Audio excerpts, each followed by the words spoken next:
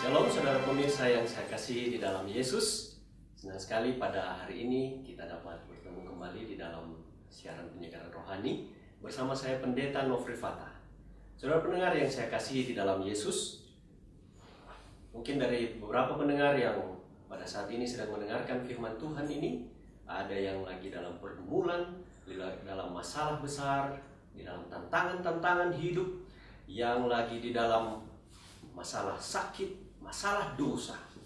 Pada saat ini saudara-saudara akan mengalami kuasa kasih Yesus. Yesus akan melawat Anda pada saat ini. Berkat Tuhan akan turun ke atas saudara. Dan mujizat Tuhan yang besar akan saudara alami. Akan ada perubahan hidup di dalam kehidupan saudara. Dan biarlah itu menjadi milik saudara. Saudaraku yang kekasih di dalam Yesus. Pada saat ini kita akan mendengarkan firman Tuhan dengan judul Perintah Baru, Saling Mengasihi. Saudara, saya punya cerita. Seorang istri ketika dia sedang selesai memasak pisang goreng dan suaminya ingin meminta pisang gorengnya. Kemudian suaminya berkata, "Mah, bagi dong pisang gorengnya." Tapi istrinya berkata, "Ada tertulis, Pak, janganlah kamu mengingini milik orang lain." Suaminya kaget, tapi suaminya tidak kehilangan akal. Dia menjawab, "Ma, ada tertulis juga, berilah maka kamu akan diberi." Istrinya pun menjawab dengan jawaban, "Ada tertulis, Pak, hai pemalas, pergilah kepada semut dan contohilah lakunya." Suaminya pun tidak mau kalah.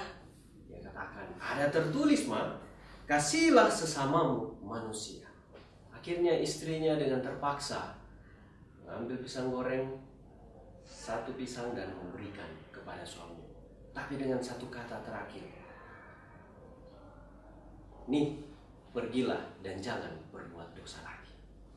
Saudaraku yang kekasih di dalam Yesus, pelajaran kita pada saat ini berbicara tentang saling mengasihi.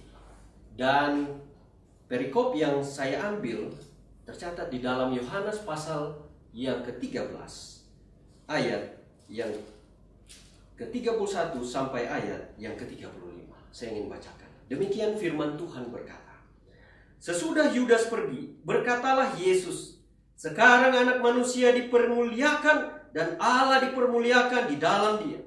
Jikalau Allah dipermuliakan di dalam dia, Allah akan mempermuliakan dia juga di dalam dirinya dan akan mempermuliakan dia dengan segera. Hai anak-anakku, hanya seketika saja lagi aku ada bersama kamu. Kamu akan mencari aku, dan seperti yang telah kukatakan kepada orang-orang Yahudi, ke tempat aku pergi, tidak mungkin kamu datang. Demikian pula aku mengatakannya sekarang juga kepada kamu. Aku memberikan perintah baru kepada kamu, supaya kamu saling mengasihi, sama seperti aku telah mengasihi kamu. Demikian pula kamu harus saling mengasihi. Dengan demikian, semua orang akan tahu bahwa kamu adalah murid-muridku, yaitu jikalau kamu saling mengasihi." Saudaraku yang kekasih di dalam Yesus, konteks ayat ini adalah ketika Yesus berbicara kepada murid-muridnya di malam terakhir sebelum penyaliban. Itu adalah saat perjamuan suci bersama dengan murid-muridnya. Dan Yesus tahu bahwa Yudas saat itu sedang mengkhianati Yesus. Yudas pergi meninggalkan Yesus pada saat itu bersama dengan teman-temannya lain. Dan Yesus berbicara kepada 11 murid yang bersama dengan dia saat itu. Yesus tahu murid-muridnya ini belum mengerti tentang Yesus sepenuhnya. Dia masih tahu murid-muridnya ini masih bertengkar satu dengan yang lainnya. Mereka masih bersaing merebut posisi politik bersama dengan Yesus. Dan di dalam ayat yang ke-32 disebutkan di sana bagaimana Yesus akan dipermuliakan. Saudara, dipermuliakan di sini sebenarnya Yesus mau menunjukkan bagaimana dia akan disalibkan, dia akan dianiaya. Dia tidak memberitahu mereka penganiayaan itu, tapi dia hanya memberitahu bahwa dia akan dimuliakan. Sebenarnya dia akan dianiaya. Dia tahu murid-muridnya akan ditinggalkan. Dia tahu murid-muridnya akan merasa sendiri. Mereka akan tergoncang imannya. Dan mereka akan menghadapi penganiayaan, penderitaan. Mereka akan mengalami masalah satu dengan yang lain. Inilah situasi yang Yesus tahu sedang terjadi dan akan terjadi kepada murid-muridnya. Ayat-ayat selanjutnya menyatakan bagaimana ketika Yesus memberitahu dia akan pergi, mereka belum memahami sebenarnya apa yang Yesus katakan. Saudara, inilah konteks yang Yesus sebutkan di dalam Yohanes pasal yang ke-13 tadi. Dan Yesus tahu dan mengerti situasi yang mereka sedang hadapi ini. Nah, apa maksud perintah baru kepada murid-murid ini? Ini adalah bagian dari perintah hukum yang Allah telah berikan kepada mereka, yang sebenarnya mereka tidak mengerti, yaitu untuk saling mengasihi. Kasih Kristus kepada mereka yang belum mereka tahu. Dan Yesus sebenarnya tidak bermaksud untuk mengganti 10 hukum atau merevisi hukum Allah. Semua mereka tahu 10 hukum itu. Hal ini bukanlah isu tentang 10 hukum diganti atau diperbaharui. Karena sebagaimana di negara kita ada Undang-Undang Dasar 45.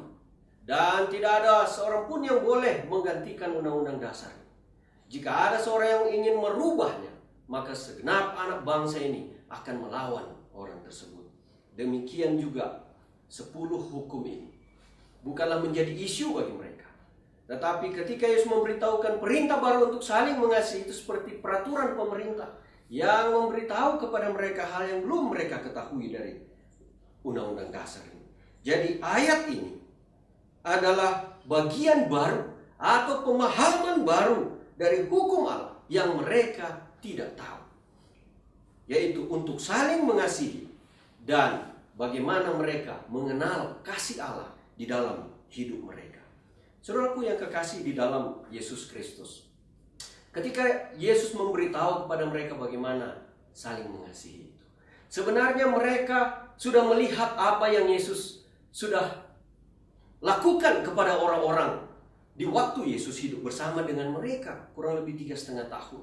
Bagaimana mereka melihat Yesus merobohkan tembok pemisah antara Yahudi dan kafir. Bagaimana Yesus mengkhotbahkan keselamatan kepada setiap orang. Dia tidak pilih-pilih bangsa. Dia bergaul bebas dengan orang Samaria.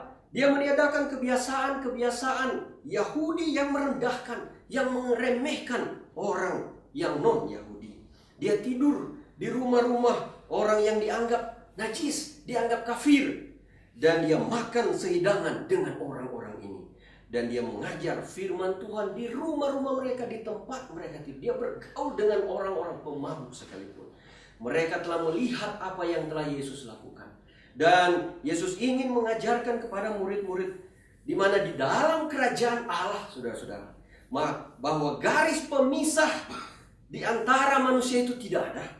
Tidak ada kasta dan tidak ada keningkratan di dalam kerajaan Allah. Itu yang Yesus ingin ajarkan kepada mereka. Bahkan doa Yesus di dalam Yohanes 17 ayat 21 dan 23, yaitu biarlah mereka menjadi satu, dan artinya mereka menjadi satu perasaan, satu pikiran, satu perbuatan di dalam Yesus Kristus.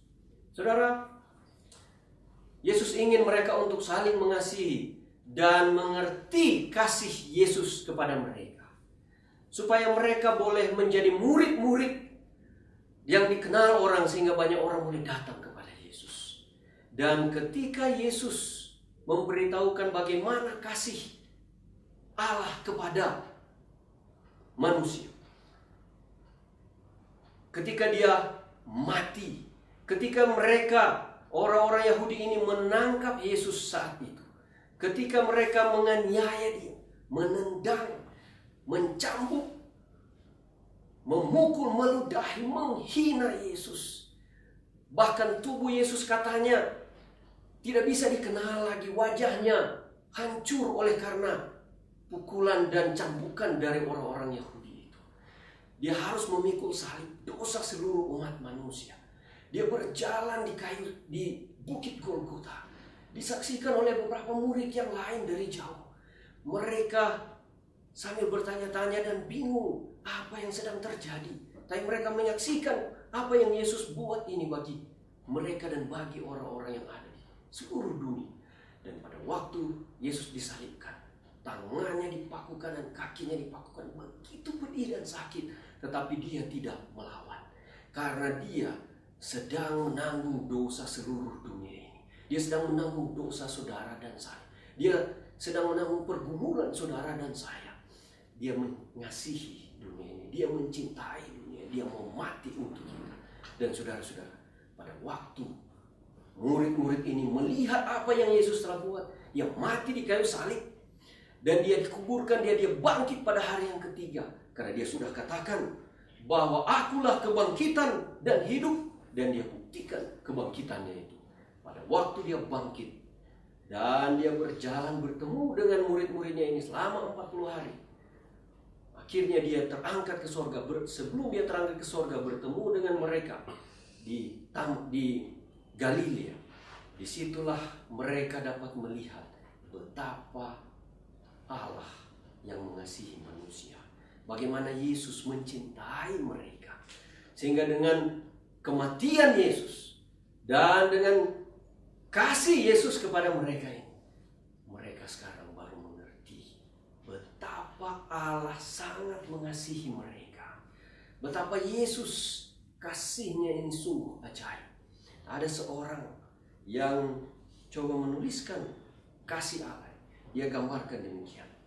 Kasih Allah tak ternilai, lidah tak dapat uraikan, lebih tinggi dari bintang, lebih dalam dari lautan. Yang berdosa diselamatkan, yang telah sesat didamaikan.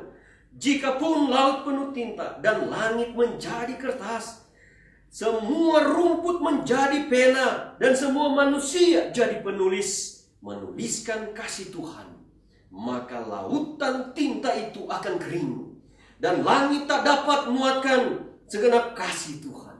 Oh, kasih Allah yang limpah tak dapat diduga. Saudara, ketika murid-murid mengetahui kasih Allah yang luar biasa ini, hidup mereka berubah. Firman Yesus kepada mereka malam itu untuk saling mengasihi. Yesus ulangi lagi untuk saling mengasihi sebagaimana Allah mengasihi mereka. Sekarang mereka mulai mengerti. Mereka mulai mengerti tentang Allah. Dan mereka mulai mempraktekkan kasih Allah itu. Mereka memberi hidup mereka sepenuhnya kepada Kristus. Kalau sebelumnya mereka ikut Kristus karena ada motif, mereka bersaing untuk mencari jabatan satu dengan yang lain, masih bertengkar satu dengan yang lain. Sekarang hidup mereka diubahkan, saudara-saudara. Ketika mereka mengalami kematian di dalam Kristus, mereka melihat Kristus bangkit dan terangkat ke surga, memenuhi semua janji-janjinya di dalam kehidupannya. Kehidupan mereka berubah. Ada transformasi kehidupan mereka. Dan mereka sekarang menyerahkan hidup sepenuhnya kepada Kristus. Kalau mereka masih ego, masih mencintai diri, masih meninggikan diri, sekarang dosa-dosa itu ditinggalkan. Karena hidup Kristus telah menjadi hidup mereka.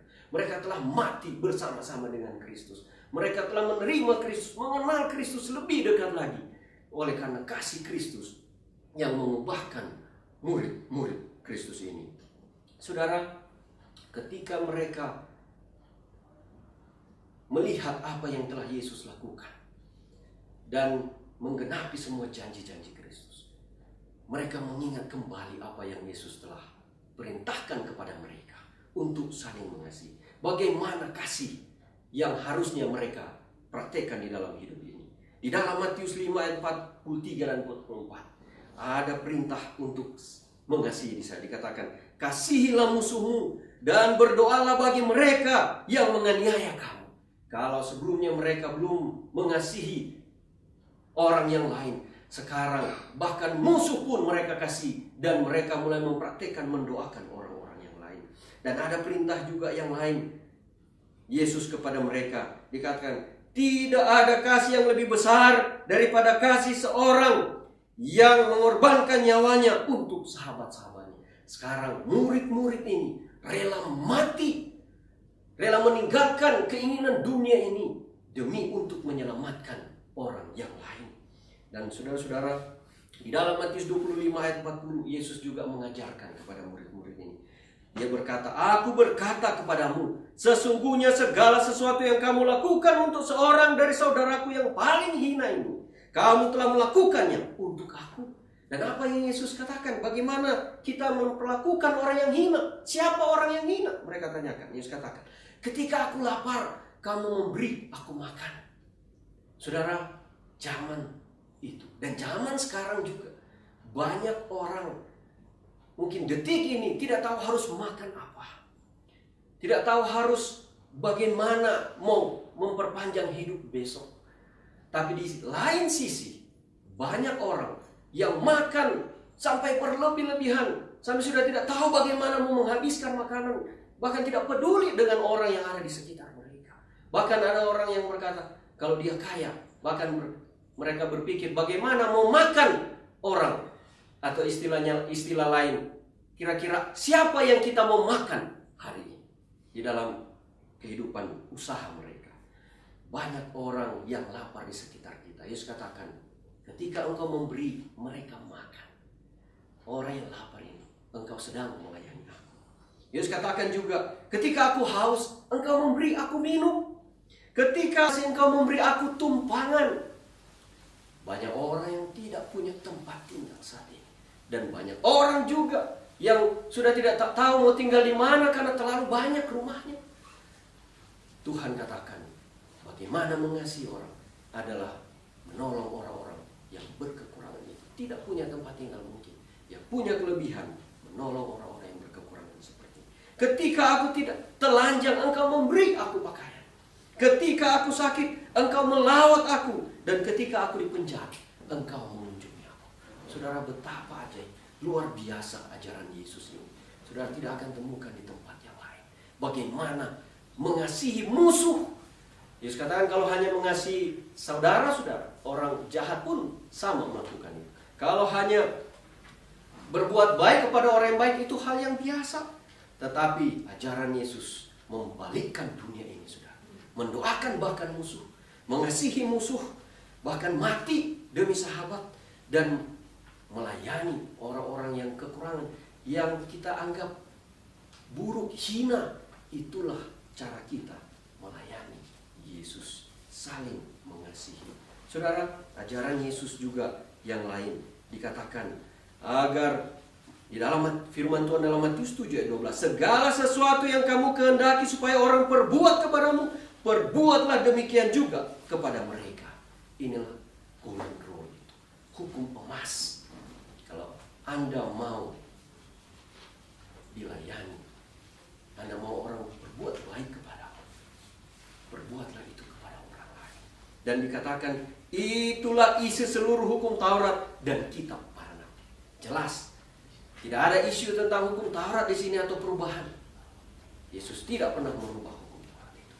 Tapi dia hanya memberitahu hal yang kita belum praktekkan atau kita tidak pahami, yaitu hukum baru untuk saling mengasihi. Mungkin kita tahu firman Tuhan, kita tahu hukum, tetapi banyak orang tidak mempraktekkan hukum itu. Firman Tuhan berkata di dalam 1 Korintus pasal 13 ayat 13. Dan tinggal 3 hal ini, yaitu iman, pengharapan, dan kasih. Dan yang paling besar adalah kasih. Saudara, kasih ini yang perlu kita praktekkan di dalam kehidupan kita.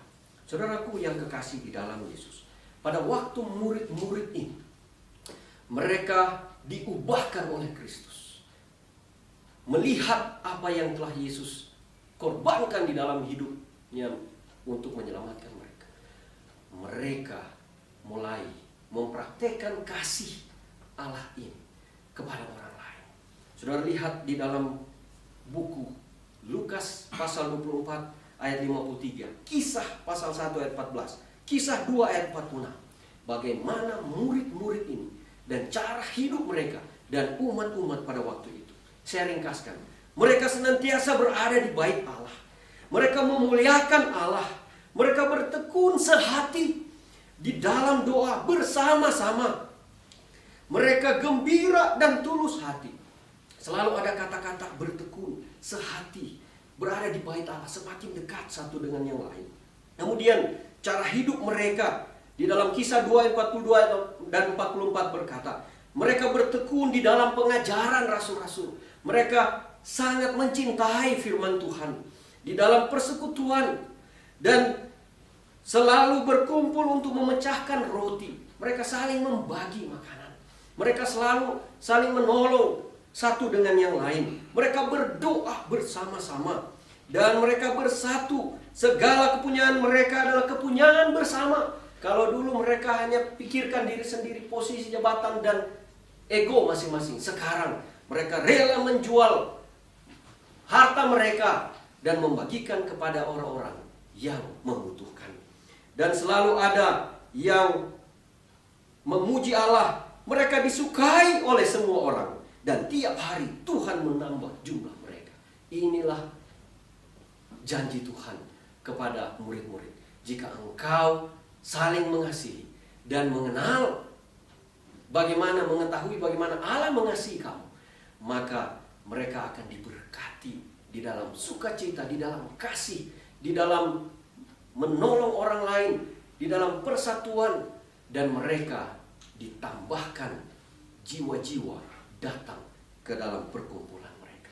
Kemudian bagaimana dengan sikap Petrus ketika dia menghadapi orang yang berbeda dengan mereka? Contoh cerita Kornelius dalam Kisah 10. Saudara tahu ceritanya. Bagaimana Petrus, dia awalnya masih salah konsep tentang orang kafir atau orang yang najis. Sekarang ketika Tuhan perintahkan dia untuk bertemu dengan Kornelius, dia katakan, oh, sekarang saya memahami. Tuhan telah tunjukkan kepada saya bahwa tidak boleh menyebut orang najis, tidak boleh menyebut orang tahir, atau orang haram, atau orang kafir. Allah tidak membedakan orang. Setiap orang dari bangsa manapun yang takut Tuhan dan mengamalkan kebenaran berkenan kepadanya. Dan Yesus Kristus adalah Tuhan bagi semua orang. Saudara, hidup murid-murid ini diubahkan. Mereka dipenuhi oleh kuasa Tuhan. Mereka sekarang mempraktekkan kasih itu kepada sesama manusia. Mereka saling mengasihi satu dengan yang lain. Mereka mencintai sekarang orang-orang yang berbeda, bahkan musuh sekalipun mereka mengasihi. Saudaraku yang kekasih di dalam Yesus Kristus, inilah perintah Tuhan. Perintah baru, pemahaman baru untuk kita saling mengasihi satu dengan yang lain sebagaimana Allah mengasihi kita. Kita akan sanggup untuk mengasihi satu dengan yang lain, mempraktekkan firman Allah, kalau kita mengenal Allah. Karena itulah perintah Tuhan. Dan kita akan menjadi berkat kepada orang. Kita akan sanggup menjadi saksi-saksi bagi Kristus. Kita akan menjadi murid-murid yang mana orang dapat melihat bahwa Yesuslah guru kita, bahwa Yesuslah juru selamat kita. Dan banyak orang akan datang kepada Yesus. Kuncinya adalah kalau kita menuruti perintah Tuhan. Kalau kita mengenal Allah. Firman Tuhan di dalam buku 1 Yohanes pasal yang keempat, ayat yang ke-7 sampai ayat yang ke-8 berkata, saudara-saudaraku yang kekasih, marilah kita saling mengasihi, sebab kasih itu berasal dari Allah. Dan setiap orang yang mengasihi lahir dari Allah dan mengenal Allah. Apa firman Tuhan berkata? Saudaraku, kasih itu berasal dari Allah. Dan orang yang mengasihi mengenal Allah. Ayat 8 berkata, barang siapa tidak mengasihi, ia tidak mengenal Allah, sebab Allah adalah kasih. Saudara, jika kita tidak mengasihi, kita tidak mengenal Allah. Dan orang yang tidak mengenal Allah, kita tidak akan memiliki hidup yang kekal. Hanya orang yang mengenal Allah yang memiliki hidup yang kekal, yang memiliki keselamatan itu. Itu artinya kita harus saling mengasihi, sebab Allah adalah kasih. Firman Tuhan sebagaimana yang kita sudah pelajari tadi di dalam kitab Matius, bagaimana seorang supaya boleh masuk ke dalam kerajaan Allah. Hanya ada dua di zaman akhir, yaitu yang domba dan yang kambing. Yang kambing adalah yang tidak mau melayani sesama manusia, tetapi yang domba yang ada di sisi kanan Allah, yang akan masuk ke dalam kerajaan Allah, adalah yang melayani sesama manusia, yang melayani orang yang terhina sekalipun.